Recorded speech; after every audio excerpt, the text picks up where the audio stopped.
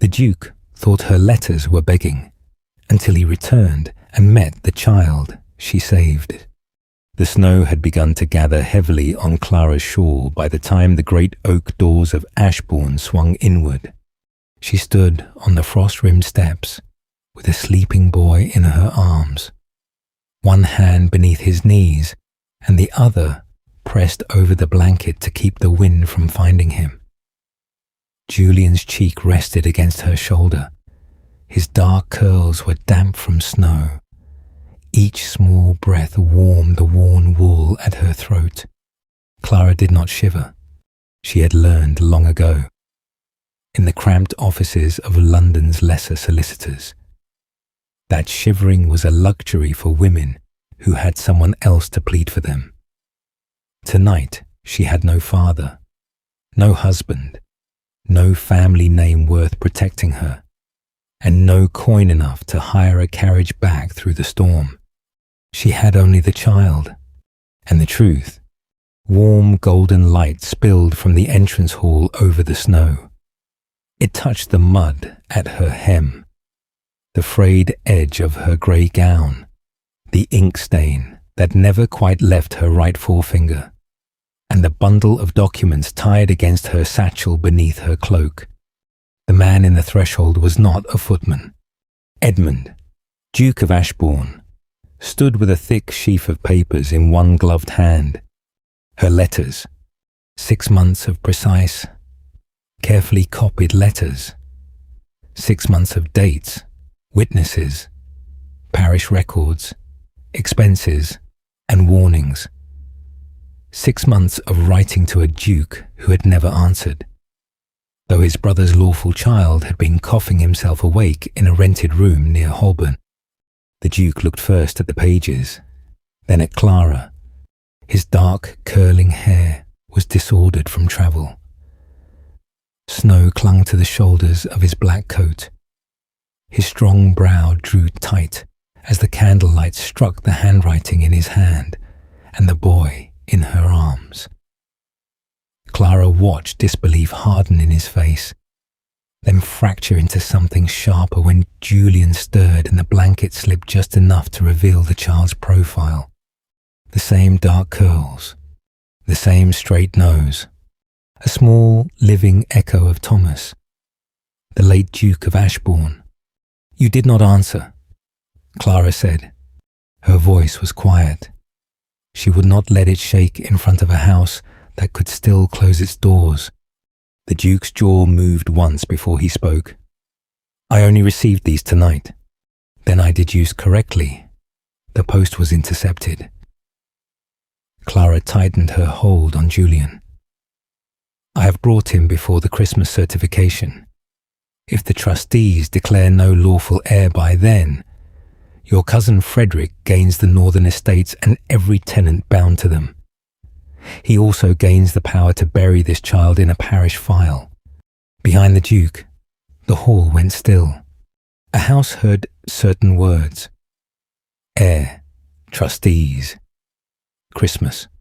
Edmund looked again at the boy. "Bring him inside." Clara did not move. "If I cross that threshold," she said, "Julian remains with me until he wakes. He does not know this house. He knows my voice." The Duke stepped back, widening the opening. "Then bring him inside with you." Only then did Clara enter Ashbourne. The hall smelled of beeswax, wood smoke, and ancient stone. Its warmth should have been mercy. But Clara had survived too much by mistrusting comfort.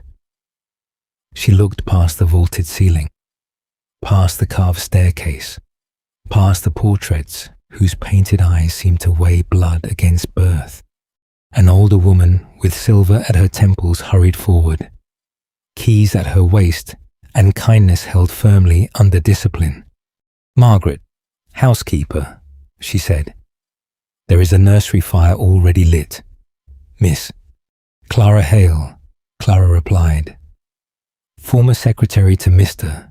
Whitcomb of Chancery Lane, guardian in practice, though not yet in law, to this child."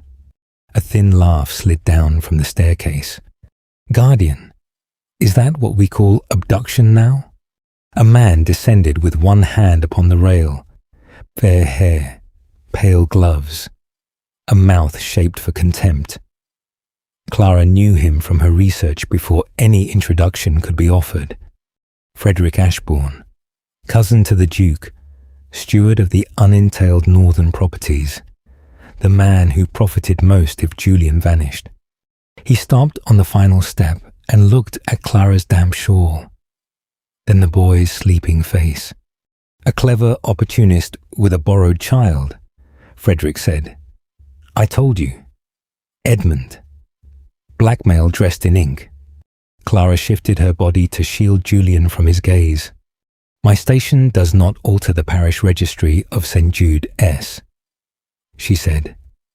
Book 4, page 112. A marriage recorded between Thomas Ashbourne and Mary Hale, 12 months before Julian's birth. I wrote this to His Grace on the 14th of September, again on the 3rd of October, again on All Souls' Day, when the boy's fever worsened and I feared he would not live to be seen. Frederick's smile thinned. Edmund lowered the letters to the table beside him. You have copies? In my satchel. Parish transcription. A boarding house witness. Mary Hale's marriage lines copied before her death. And Thomas Ashbourne's expense trail from London. I did not come with tears, Your Grace. I came with proof. The fire snapped in the hall. Frederick's eyes narrowed. A secretary's proof. Conveniently neat. Truth often is. When the liar believes no woman will keep accounts. Margaret made a small sound and covered it with a cough. Edmund turned to the housekeeper. Prepare the nursery wing. No one enters without Miss Hale's consent unless the child is in danger. Frederick stepped forward. You cannot be serious. If this child is accepted, the northern estates will not be yours by Christmas, Edmund said. The words fell cold and final. Clara watched Frederick's hand tighten on the stair rail. There was the first clean confirmation. He did not only hate the child because Julian existed. He hated him because Julian stood between Frederick and land. Edmund faced Clara again. You and the boy will remain tonight. Tomorrow. You will show me every document. Tonight, Clara said. His brows lifted. I have carried those papers through snow, and worse men than your cousin. They will not sleep before being placed where fire and hands cannot reach them. For the first time, something almost like respect entered the Duke's eyes. Margaret, he said, send for the iron deed box. By the third morning. Clara had established a routine that required no permission.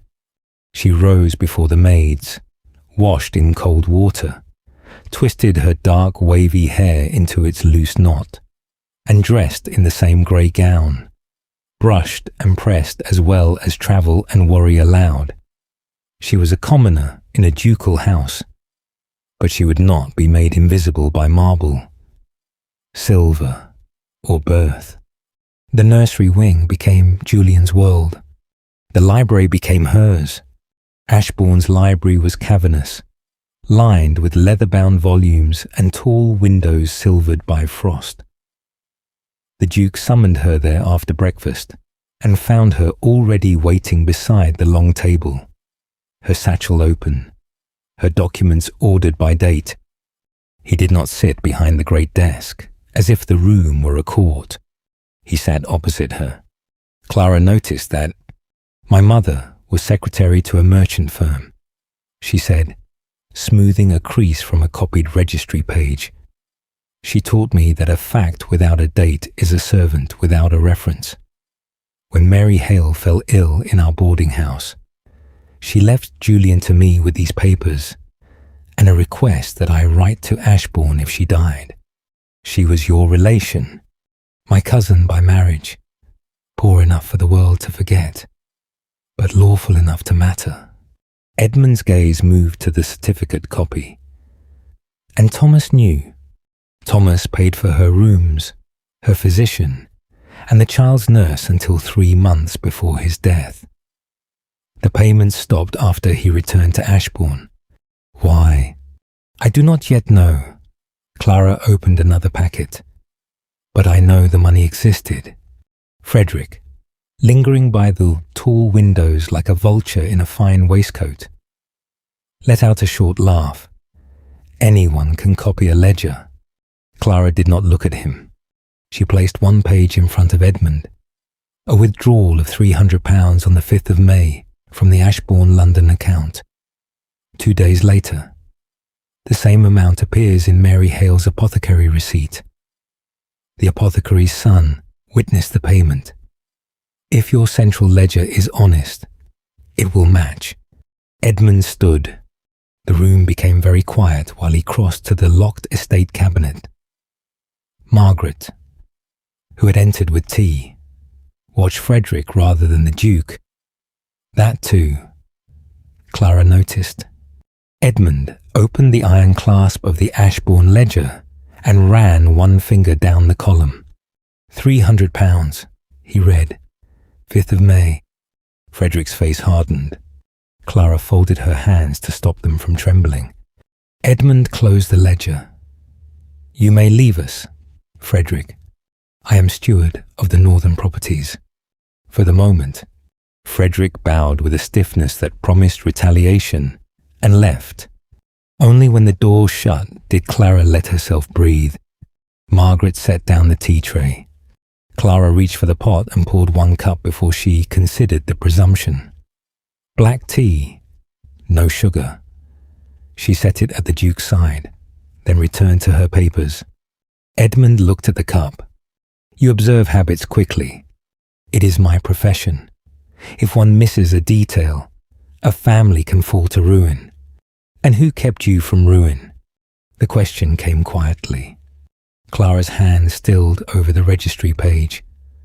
No one in Ashbourne had asked about her, except as an inconvenience attached to Julian.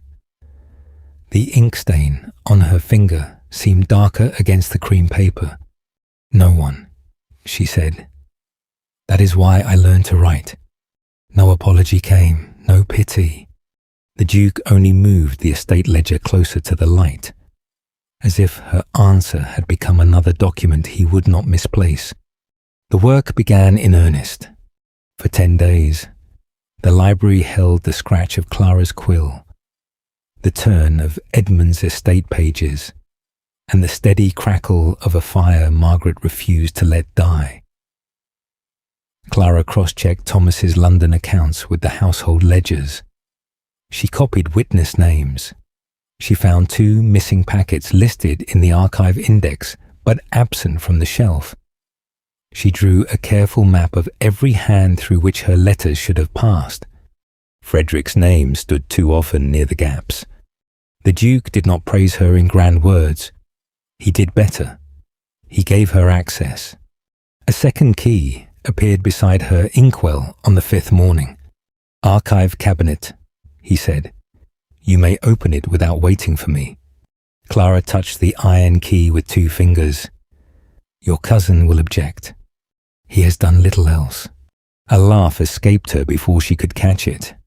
The Duke looked at her then, not as if laughter were improper, but as if it had altered the temperature of the room. That evening, she found her small table move closer to the hearth, away from the cruel draught beneath the window. The next morning, a fresh blotter lay ready before she arrived, when her hand cramped from copying late into the night. Edmund did not take the quill from her fingers. He placed another beside it and slid over a note. 1 page for me. 1 cup for you. Clara stared at the words. Margaret appeared with tea. Unsurprised. No sugar. Miss Clara. Clara took the cup. Warmth entered her palm slowly, as if even comfort had to ask permission. The nursery gave them gentler work. Julian woke from his fevers in pieces. A question one day, a mouthful of broth the next, a laugh so sudden on the 7th morning that Margaret dropped a folded sheet in the linen basket and declared dust had assaulted her eyes. Edmund remained awkward near the nursery threshold. He always asked before entering, "May I?" if Julian was sleeping. Clara nodded. If the boy was frightened, she shook her head, and the Duke remained outside without offence. On the 11th evening, Julian broke the leg from a carved wooden soldier while trying to make it ride across his blanket. His lip trembled. He did not cry, because children, who had known hunger, often learned to save even tears. Edmund knelt on the carpet. A cavalryman with a broken horse still has options, he said. Julian watched him warily. The Duke removed a small penknife and a length of twine from his pocket. He repaired the toy with such grave attention that Clara found herself looking away from the tenderness of it. A man who handled broken things with care was more dangerous to her heart than one who spoke beautifully. When the soldier stood again, lopsided but proud, Julian whispered, "Will he fall?" "Perhaps," Edmund said. "Then we shall mend him again." Clara's fingers tightened around the blanket she had been folding. That night, Frederick struck. A folded vellum notice arrived under magistrate's seal, delivered by a groom who would not meet Clara's eyes.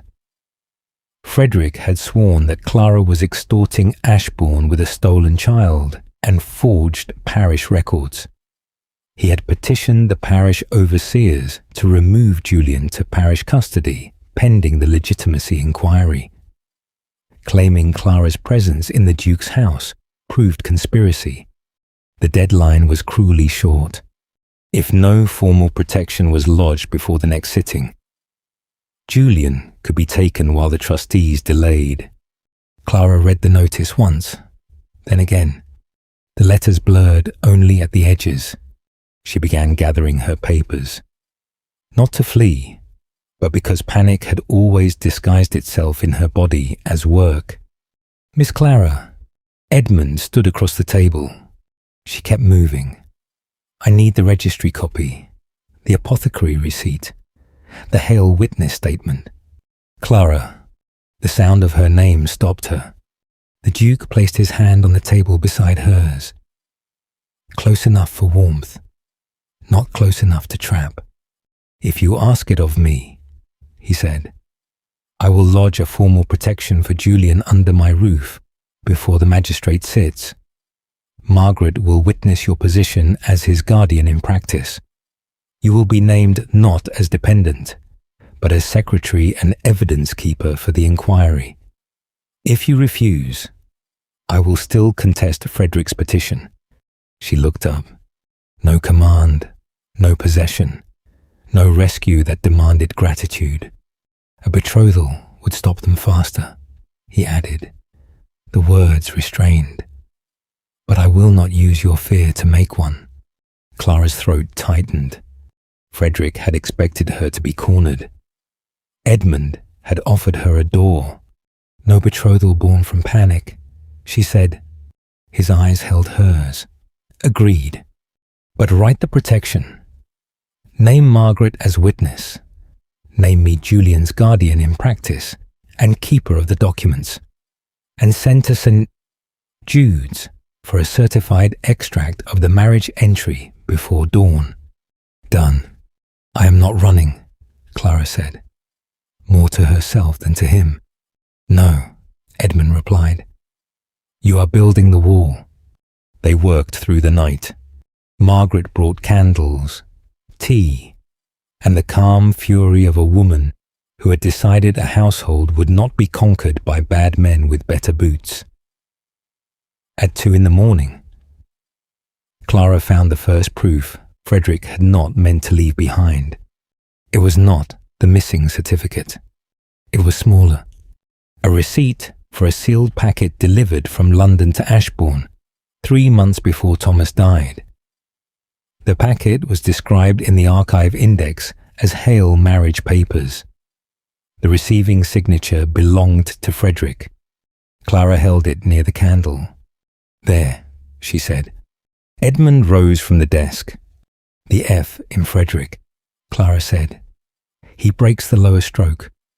The same broken stroke appears in the archive receipt and in the steward's order routing all postmarked Hale through his office." Margaret leaned over the table. "That is his hand." "It is," Clara said, "and it proves he received what he later claimed never existed. By morning, Edmund's solicitor had been sent for. A rider had gone to St. Jude while Margaret had copied the receipt twice. Clara's hand ached badly enough that she wrapped her fingers in a warm cloth, then kept writing. When Edmund saw the cloth, he said nothing. He added a log to the fire and placed her next page where the light fell cleanest. That was his apology for the world being hard. She accepted it by continuing. Frederick tried again on the 23rd of December. He came to the nursery door while Edmund was with the solicitor and Margaret had gone to fetch linen. Clara stood between him and Julian before he could cross the threshold. "You have been busy," Frederick said. "So have you." His pale gaze dropped to the ink stains on her fingers. "A common secretary may copy whatever she likes. Gentlemen believe seals. Then you should have been more careful where you put yours." His smile flickered. Julian stirred behind her. The repaired soldier lay beside his pillow. Frederick's voice lowered. "You think the Duke will marry you for this? You think a man who swore never to marry after his brother's disgrace will take a penniless woman because she kept a child alive?" Clara's hands went cold. There it was, the wound he meant to press. Her station, her usefulness.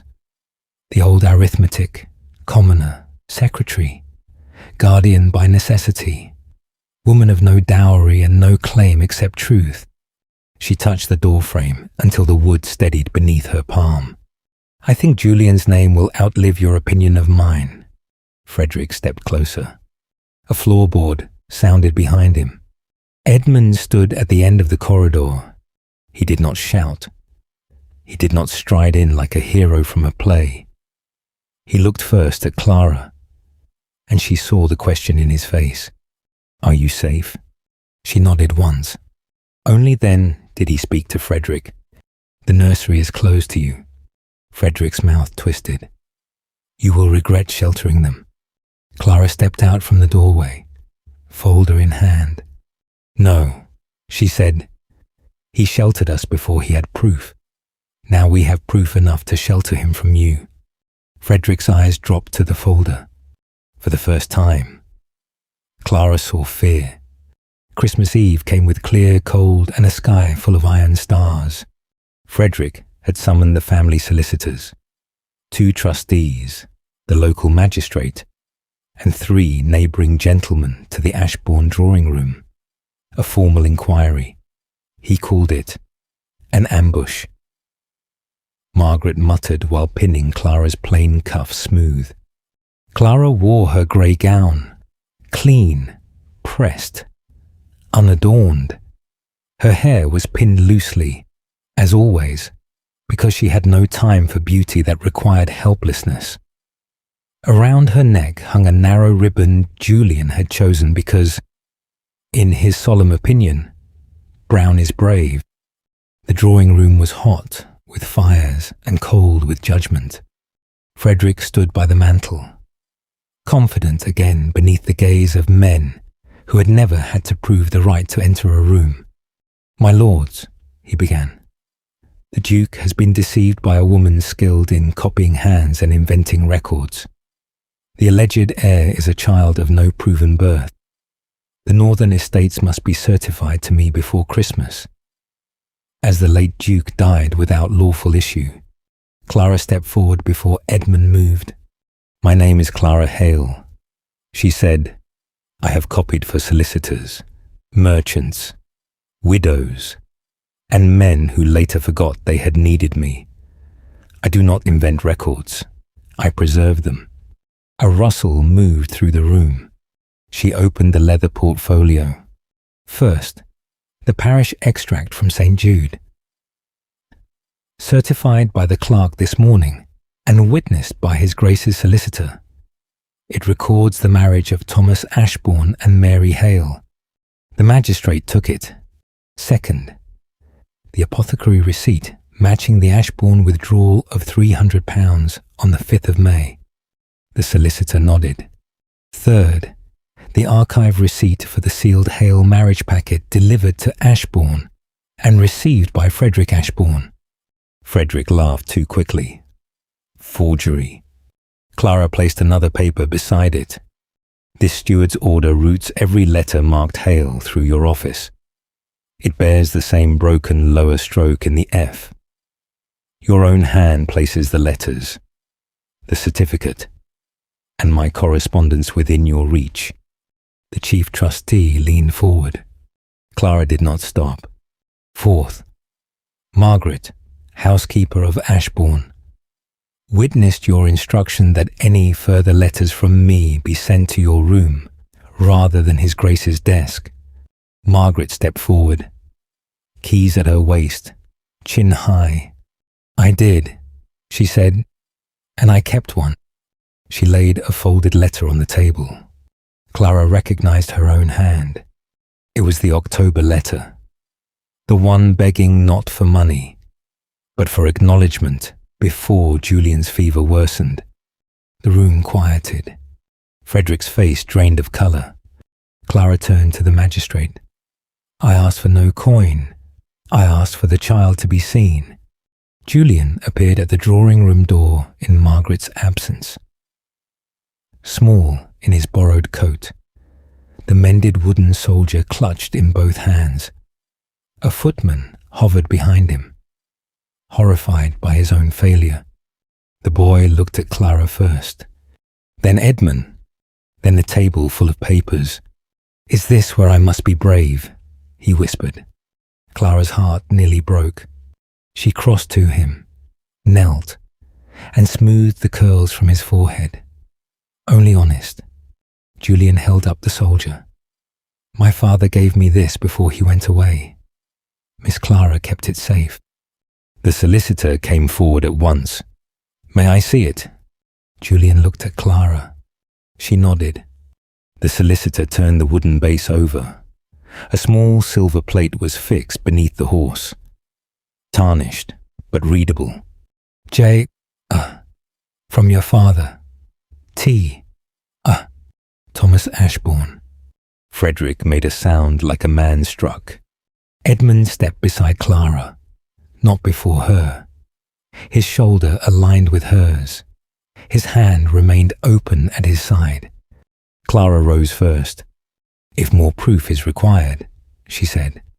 Then send to London, to St. Jude, S, to the apothecary, to the boarding house landlady, and to every clerk Frederick thought too ordinary to matter. We have names. We have dates. We have witnesses. What we do not have is time to let a child be erased for land. The chief trustee removed his spectacles. The Christmas certification is suspended. Julian Ashbourne will be entered as provisional heir pending final confirmation of the parish extract. Frederick Ashbourne is removed from stewardship of the northern properties until inquiry concludes. The petition to remove the child is denied. Frederick staggered back. You cannot. The magistrate turned to him. I can also open the question of intercepted correspondence and false affidavit. I advise silence. Frederick found it. Edmund spoke only then. My house failed this child once, he said. It will not do so again. His voice was controlled, but Clara heard what it cost him. Then he turned to her. The room waited for the Duke to name her, to claim her. to rescue her in the language that would make her smaller than the truth she had brought. He did not. He only said, "Miss Hale has the final document." Clara looked at him. A folded sheet rested in his hand. Her terms. The protection notice they had written together. Her name as Julian's guardian in practice. Secretary to the legitimacy inquiry. And keeper of all relevant records. Wages, rooms, freedom to leave, authority to speak for the child's welfare until the trustees named a formal guardian. Clara took the paper and laid it on the table. "I will sign this," she said, "not as a supplicant, not as a mistress of convenience, as the woman who kept Julian alive long enough for his father's house to remember him." The magistrate bowed. "It shall be entered." Edmund's eyes did not leave Clara's face.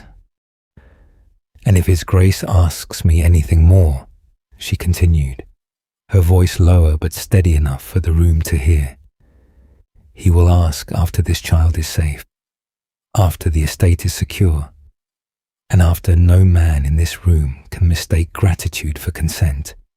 The silence that followed was unlike any silence Clara had ever known. It was not erasure. It was respect arriving late and learning where to stand. Edmund bowed to her, deeply, before trustees, magistrate, cousin, servants, and child. "As you say, Miss Hale, Julian was recognized before the noon bell on Christmas Day. Not finally. Law liked its seals and delays, but enough. Enough that his name was entered into the trustees' minutes. Enough that the northern estates did not pass to Frederick. Enough that the parish overseers withdrew. Enough that Julian ate plum cake in the nursery with jam on his cuff, and the repaired cavalryman standing guard beside his plate. Frederick left Ashbourne before sunset under the eye of the magistrate's clerk. Margaret reported the departure with satisfaction. He packed poorly, a good sign of inner disorder. Clara laughed for the first time in days. The library was warm that night.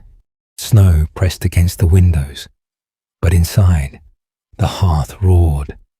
On the desk lay the signed protection notice, the parish extract, the wooden soldier, and Clara's quill. Her hand ached. Her heart ached worse, though not all pain was sorrow. Edmund entered only after knocking. "May I?" Clara looked up from the final copy. Yes. He came to the far side of the desk and placed a cup beside her. "Tea, no sugar." "You remembered," she said. "I have made a study of not forgetting you." The word settled between them. Quiet and dangerous.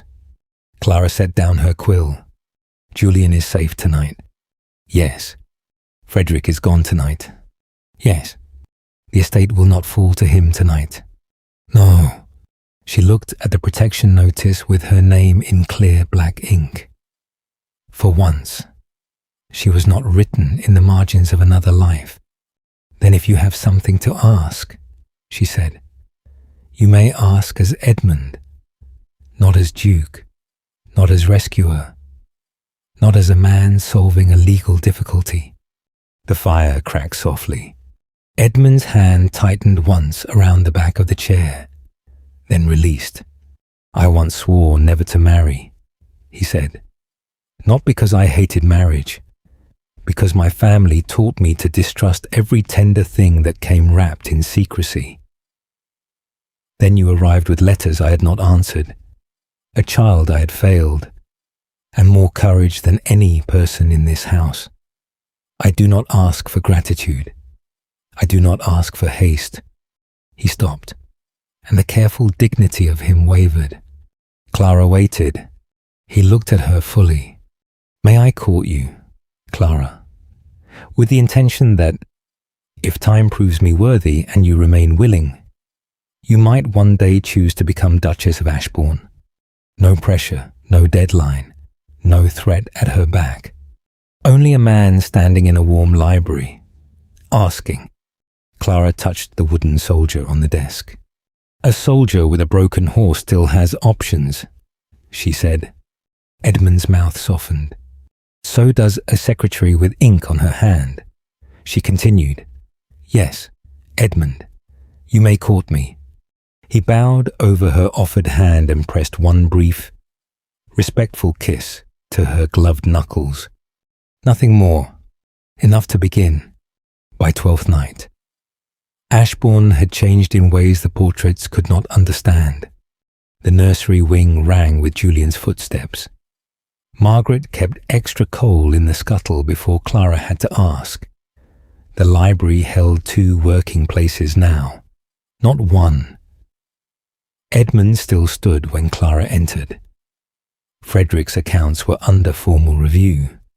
The northern tenants sent a basket of winter apples for the boy and Miss Hale, who writes like a barrister and scolds like a nurse.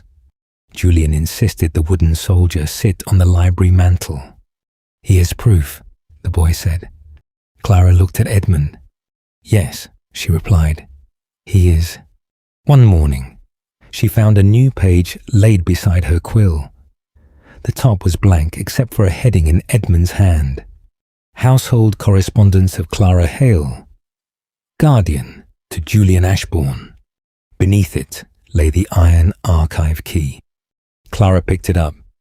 It was heavier than a compliment. Edmund stood by the hearth, not hiding the hope in his face. The house remembers better when you keep the records, he said. Clara looked toward the nursery, where Julian was laughing at something Margaret had pretended not to say. She looked at the windows, no longer black with storm, but pale with winter sun. Then she opened the new ledger and wrote the date. Her name came first. A house built on withheld letters could still become a home when truth was allowed to answer. The end. Outro. Stay a little longer beside the fire, where Clara's ink-stained quill rests beside Julian's mended wooden soldier, and the kettle has just begun to sing. Which moment stayed with you most? Clara arriving in the snow with the child in her arms. Julian asking whether it was time to be brave. Or Edmund waiting until Clara was free before asking for her heart. Sometimes love begins not with a vow, but with a letter finally read and a child finally seen. Share your thoughts below and subscribe. The kettle is always on.